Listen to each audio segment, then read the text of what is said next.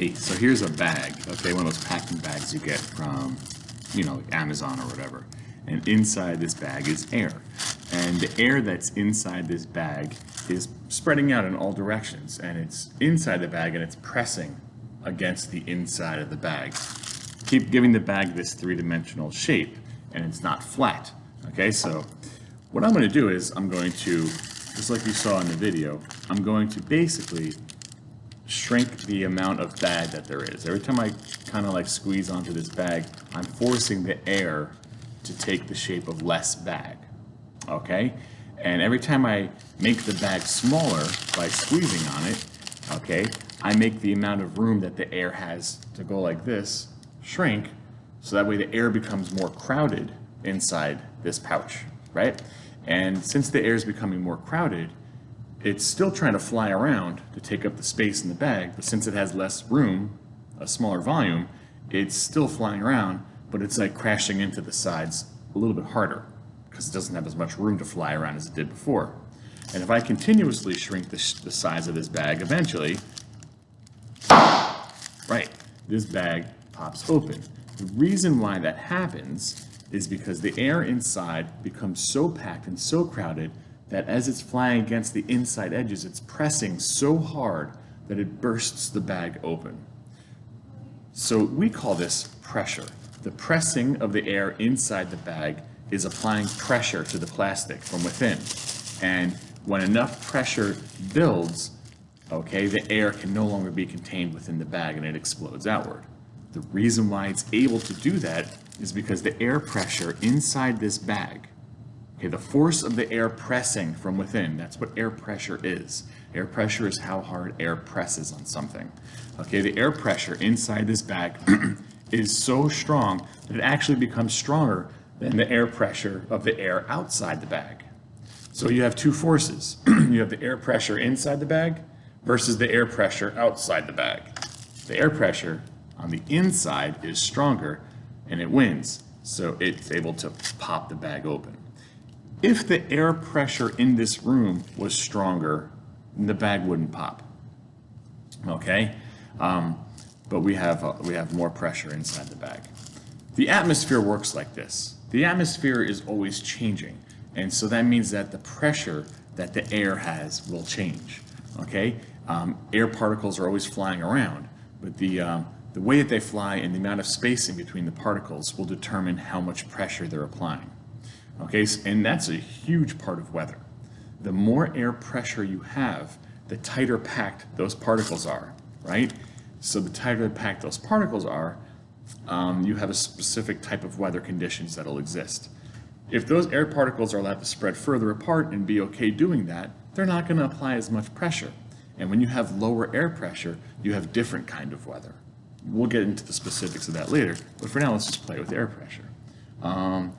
Here's a trick you could do at restaurants. I'm sure a lot of you have done it before, but it's all about air pressure as well. All you gotta do is take some liquid, okay, some soda pop or water or whatever the heck you're drinking, and a straw, and just simply do this. Just put your finger on the top while the straw is inserted into the drink, and poof, trick your friends. You're all, what is that, Harry? Right? It's beautiful. But here's the deal. A lot of people don't understand why this works. This works because of air pressure. You see, air is moving inside the straw freely, in and out, right? So the air pressure inside this straw is equal to the air pressure outside of the straw. But when I put my finger on the end of it, I'm essentially cutting off the air pressure. I'm actually reducing the air pressure inside the straw, which means that the air pressure outside of the straw is stronger. Since the air pressure outside the straw is stronger, it's actually, air flies around in all directions. So air is pushing up against the bottom of the straw where the liquid is being held, okay? And that's actually preventing gravity from doing its job because the air pressure outside the straw is stronger than the air pressure inside the straw. If I remove my finger, the air pressure outside and inside the straw becomes balanced and gravity is allowed to do its thing, okay? You want more proof that this is that this works? Okay, you can do it and you can hold it upside down and all that good stuff. All right.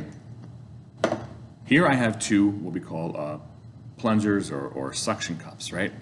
A lot of people think that suction is like a vacuum. Vacuums, look, The idea of a vacuum doesn't really exist the way you think it is. When you use a vacuum cleaner to pull up and clean up dirt from your carpet, there's no like sucking mechanism, okay? What's happening is a vacuum cleaner is a machine that forces air out of the bag. So it reduces the air pressure inside the vacuum cleaner. Since the air pressure outside the vacuum cleaner is more robust, it's more air pressure, it wants to find the less crowded place. So it rushes into the vacuum cleaner bag. And as it does, it takes dirt with it, okay? Same concept here, okay? I'm gonna create a vacuum inside between these two plungers. Listen, you might have been able to hear a little, right? That's the sound of air being forced out between these two things.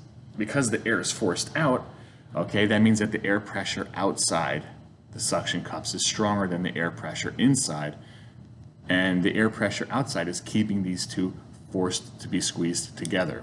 If I peel the edges back, okay, I allow air to come back in. And since air is now equal in between, the air pressure in between these plungers is equal to the air pressure outside, I can move them freely. But again, if I put them together, the air pressure outside is stronger, the air pressure inside is weaker, the air pressure where it's stronger wins until I go like this. Check this one out. Here's a syringe. Inside the syringe is a balloon that has a tiny bit of air in it. You really can't see the air too easily. This end of the syringe is opened.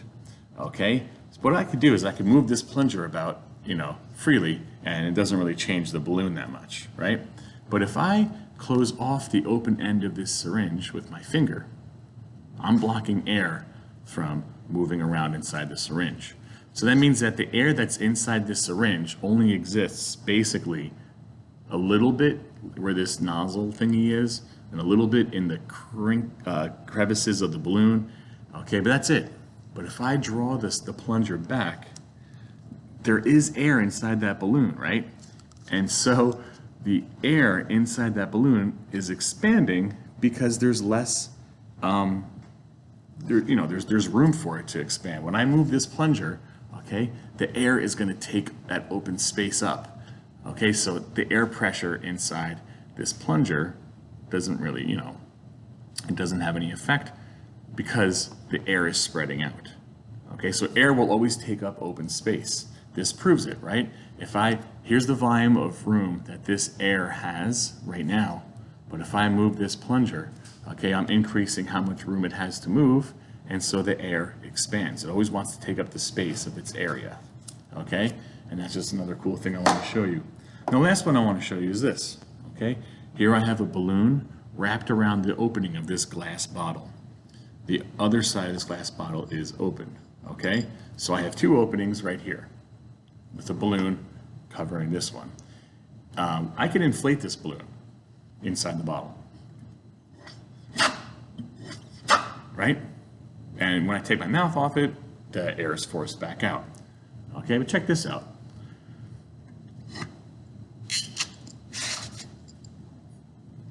Ah, yes, the opening is still here. But when I put this rubber stopper at the bottom, the balloon stays inflated even though there's still an opening at the mouth of the balloon. So what happens here? Well, when I inflated the balloon, okay, the balloon was taking up space inside the bottle and it was forcing air out of this opening. So when I put this stopper in here, okay, it basically said to the inside of this bottle, poof, that's it. That's all the space you get, air. So that reduced the air pressure inside this bottle. That means that the air pressure from me inflating this balloon, plus it's still open, so it's still gaining air pressure from around the room because air is flying in and out of here, whether or not you could see it.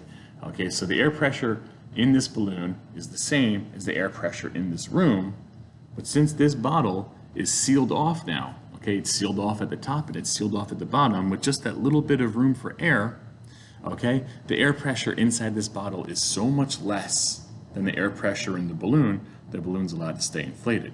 But if I take this rubber stopper off, that means that the inside of this bottle is going to return to the same amount of air pressure that's in the balloon and be balanced with the air pressure that's inside the balloon, and the balloon can no longer stay inflated.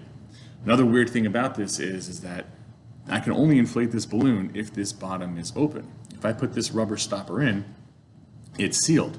So there's a specific amount of air pressure inside this bottle. Yeah, I can't inflate it. Doesn't work, okay? But again, if I take this off, there we go. That's air pressure, guys. This happens in the atmosphere. Maybe not as elaborately as one of these tricks, but the concept still applies. Air spreads out to take up space. The more it's allowed to spread out, the more its pressure is reduced. The more crowded the air becomes, the more it presses, right?